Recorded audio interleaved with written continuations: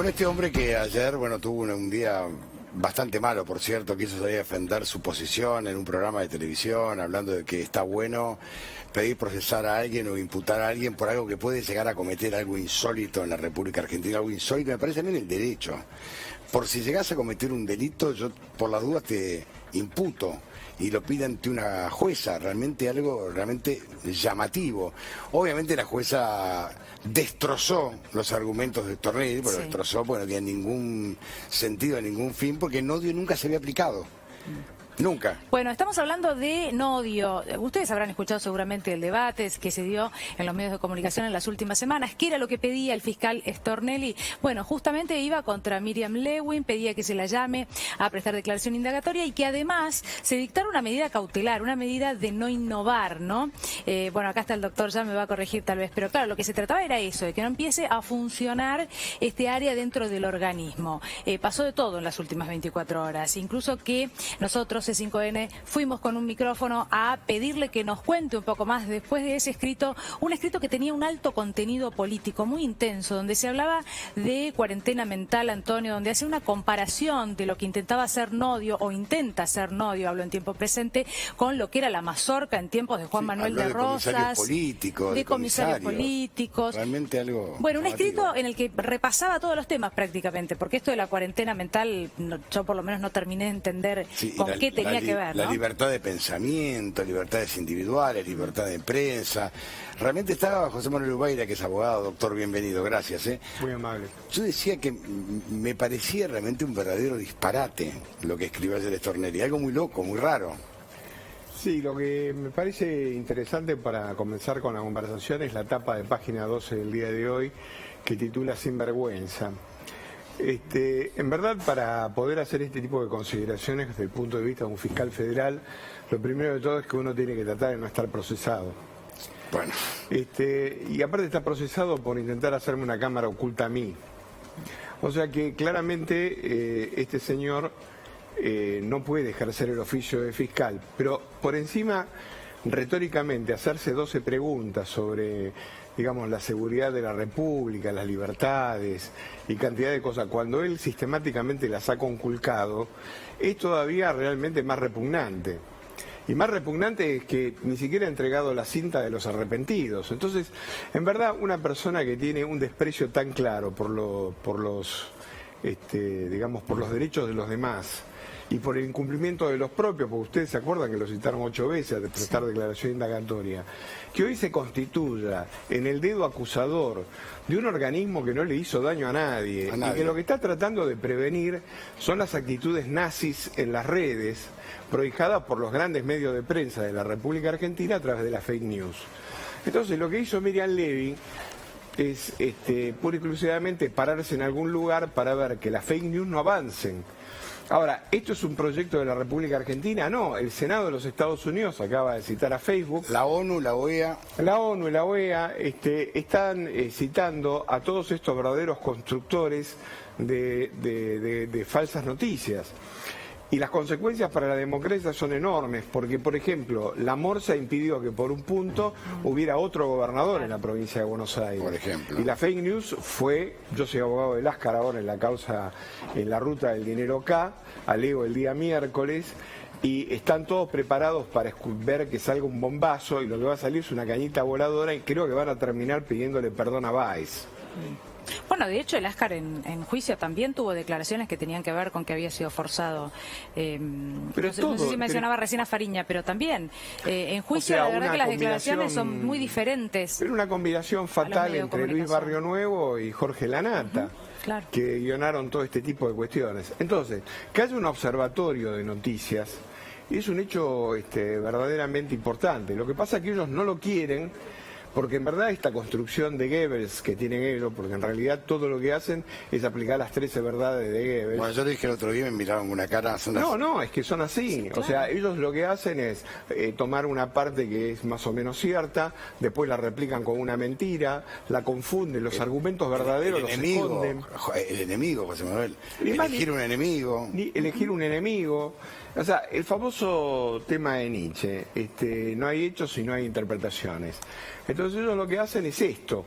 Bueno, que una persona se quiera dedicar a esto, pero ahora vamos a conocerlo más profundamente porque acabo de aceptar la defensa de la señora Miriam Levy. Sí. Así que nos veremos las canas con Stornelli. En paralelo, doctor, se dio otra situación que tuvo que ver con la denuncia, en este caso por parte de legisladores que después negaron haber realizado la denuncia. Bueno, pasó de todo también en estas últimas 24 horas, pero me refiero a Roberto Navarro, a Ari Lijalad también, y todo esto en conjunto da la sensación de que tiene que ver con una embestida por algo en particular. ¿Por qué le parece que ahora, en este momento?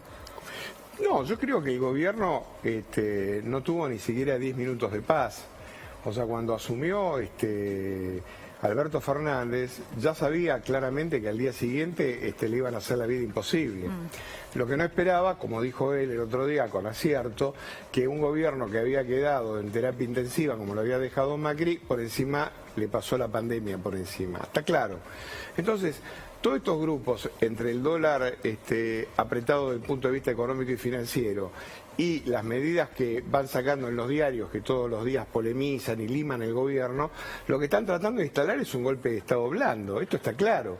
Y acá tenemos un mini Braden, que es el embajador de los Estados Unidos, que es el que le brinda apoyo a todos estos sinvergüenzas, pura y exclusivamente para limar todo lo que pueden al gobierno elegido por la gente. Y lo que no se bancan es que le ganaron las elecciones y se la ganó una chica con un libro y un clip, más o menos, y una gomita, le ganó el partido. Entonces, eso yo creo que los enloquece, ¿no? Ahora, lo que sí me llama la atención, ¿no? Yo coincido, ¿no?, que están buscando un gobierno de excepción. Ahora, el rol del Poder Judicial en lugar de los militares me parece que es patético y decadente. Es verdad, el Poder Judicial... un sector, no digo. Sí, el Poder Judicial hace mucho tiempo que viene degradado. La gente dice, se desprestigia el Poder Judicial. Yo no sé a dónde habría que remontarse para hablar de la última vez que el Poder Judicial tuvo prestigio. Porque para desprestigiarse hay que tener prestigio en algún momento. Y uno ve las actitudes de la Corte Suprema de la Nación, o sea, donde realmente uno se pregunta que, como diría Perón, que el pescado se pudre por la cabeza. Y usted ve que la Corte le corta el plazo, en 48 horas tendría que resolver el Consejo de la Magistratura y hacer el descargo. ¿Usted qué esperaría? Que la Corte Suprema resolvería en menos de 72 horas.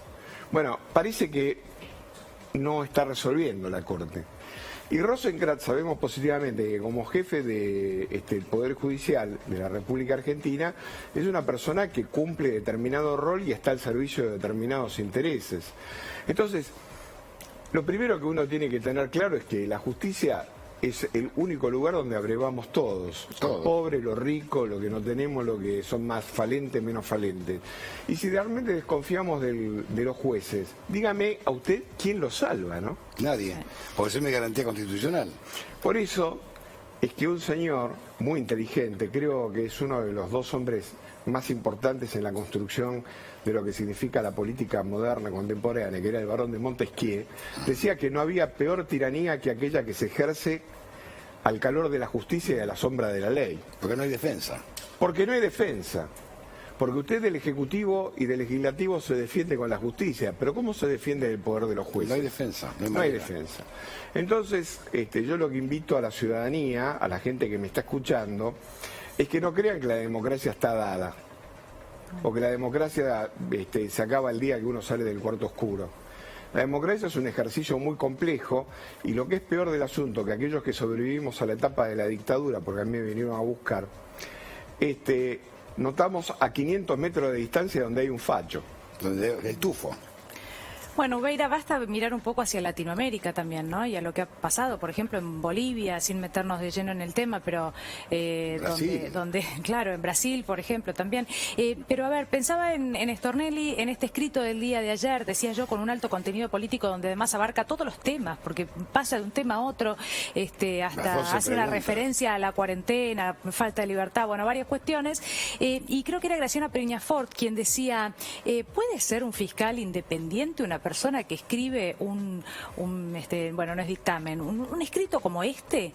con todos estos conceptos? Porque uno puede hacer un escrito como hombre de la justicia un poco más limpio, se me ocurre la palabra limpio, ¿no? Más prolijo, sin tantas opiniones vertidas sobre lo que sucede en la realidad, Pero tantas referencias. Fíjate lo que le responde la jueza, Mea Capuchetti. Entiendo que resulta útil contextualizar los hechos denunciados, pues es claro que hoy resulta una gran preocupación de los gobiernos de todo el mundo y de las organizaciones internacionales las acciones deliberadas de desinformación que se llevan a cabo a través de los medios digitales, especialmente en época de elecciones. O sea, la jueza le explica a Stornelli que lo que estaba escribiendo era una estupidez.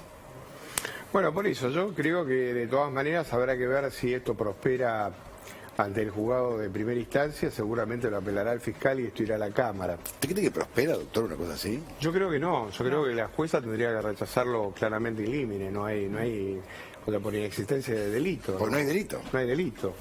En cualquier caso no se consumó absolutamente nada. Pero bueno, supongamos que prospera. Bueno, en el caso que no prospere, seguramente el fiscal apelará, irá a la Cámara. Y vaya a saber qué es lo que hace la Cámara, ¿no? ¿En quién caería? ¿En BBC? ¿No? ¿En Brugli y Bertuzzi? ¿No? No, Brugli y Bertuzzi... Están de licencia. Están de licencia. Tienen una vida fácil. Yo no la tengo tanta, y usted tampoco. No, asegúrese que tampoco. Ellos están en la casa, viendo qué pasa. Pero los que trabajamos... ¿Qué es el Irursun? Y los que yo creo que están funcionando son Irursun y el otro camarista, el que designó Angelici y Diego Richarte. Así que, bueno, es eso. Hay otro párrafo, me parece también resaltado, porque lo que dice en este caso Capuchetti, bueno, realiza un análisis bastante minucioso, ¿no? Se refiere a este escrito del que yo hablaba previamente. Dice, en similar sentido, a principios de 2018, la Comisión Europea, órgano ejecutivo de la Unión, creó un grupo de expertos para asesorar sobre iniciativas públicas con la finalidad de contrarrestar la difusión de noticias falsas y desinformación en línea, que culminó con una serie de respuestas basadas en mejorar la transparencia. Bueno, en realidad esto tiene que ver con lo mismo, ¿no? Con la importancia que le da en este caso Capuchetti a algo que parece ser un problema no solamente mundial en este momento de los argentinos, sino un problema mundial, más que referirse directamente a Stornelli. Pero más allá de esto, ¿le parece que el objetivo de Stornelli era que prosperara esto en la vía judicial o en realidad también hacer ruido? Yo creo que el doctor Stornelli hace rato que perdió el rumbo y ahora me parece que está utilizando el cargo como una medida de autodefensa. Pero quiero señalar algo que para mí es muy importante. Stornelli prospera, y esto pasa, porque el Procurador General de la Nación no hace lo que tiene que hacer. Y en segundo lugar hay otro corresponsable, que es la Cámara Federal de Mar del Plata, que hace 10 meses que tiene el procesamiento apelado de Stornelli y hasta el día de hoy no ha hecho absolutamente nada. Y yo me siento muy agraviado con la Cámara de Mar del Plata porque yo soy víctima ahí. Claro. Entonces, los Stornelli de la tierra avanzan porque los jueces no hacen lo que tienen que hacer y el Procurador Fiscal de la Nación no puedo de alguna manera decir que se puede esperar una conducta distinta porque él es un asociado de la línea política en la que está imbuido Stornelli, ¿no? Bueno, doctor, hay una realidad también. Acá los grandes medios, pues ayer Stornelli fue al programa de Majul, que está en La Nación Más.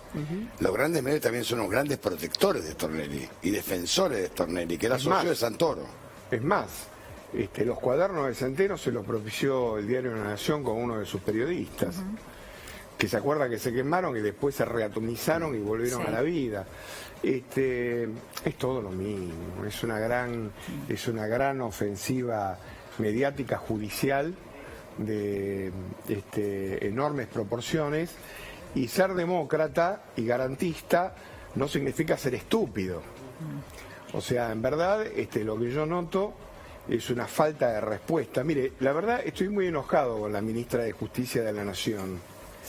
Creo que no es el único, doctor, Sí, porque la verdad es que yo esperaba otra cosa. Yo sé que es amiga del presidente, que fue socia del presidente, pero me parece que a estas alturas y frente a la necesidad desesperada que tenemos los argentinos de tener un sistema judicial más o menos como la gente, el ministro de Justicia tiene que tener un rol decisivo en el manejo de la agenda de la cosa judicial. Y me parece que tenemos una ministra que no está a la altura de las circunstancias. Porque digo, ¿cómo se va a enfrentar a esta gente no haciendo mucha cosa? Entonces, yo me pregunto, digamos, el gobierno toma conciencia de que tiene un vicepresidente de la República que tiene 11 causas abiertas y que si le llega a ir en la de medio término, esas 11 causas vuelven a la actividad. ¿Usted cree por casualidad de que el juez de Loma de Zamora al principio dio una cantidad de impulso en la cuestión del tema de los espías? 6 meses atrás, el primer juez la hubiera dejado presa Cristina Fernández de Kirchner porque trabajaba para ellos. Claro, y aparte de que alambró Ezeiza. Es el que alambró Ezeiza. Entonces, a ver, yo soy querellante en esa causa por Milani y por Oscar Thomas. Y usted mira lo que de alguna manera está volcado dentro de la causa y perdieron con sus propios papeles porque aparte de inútiles son vagos. Dejaron todo con los dedos puestos, lo único que hay que ver es más o menos a quién se le imputa la causa. Ubeira, pero además está todo hecho. Yo le preguntaba por estos actos consecutivos, ¿no?, por parte de Stornelli, porque también pidió la inhibición de bienes, esto sucedió en las últimas horas en el marco de la causa peajes para los funcionarios macristas. Sí, qué sé yo, mire, yo la verdad, a ver, a esta altura del partido me parece que hay como una suerte de... O sea, cuando usted está procesado en una causa, todas sus acciones son de autodefensa. Claro. Entonces, no tenemos un fiscal que está trabajando conforme a determinadas reglas o determinadas convicciones o creencias, sino que me parece que todos los actos de Stornelli son en defensa propia. Y si uno se fija, ¿quiénes son los que firman esta denuncia? Waldo Wolf, o sea, sí. es el elenco estable. O sea, es la misma gente que está en todas las causas abiertas y que están dando trámite. Son los odiadores seriales. Los carpetólogos. Los carpetólogos son los que de alguna manera impulsan lo peor de lo peor. José Manuel, muchísimas gracias, doctor. No, faltaría más. Muchas gracias. Usted muy amable. Bueno, y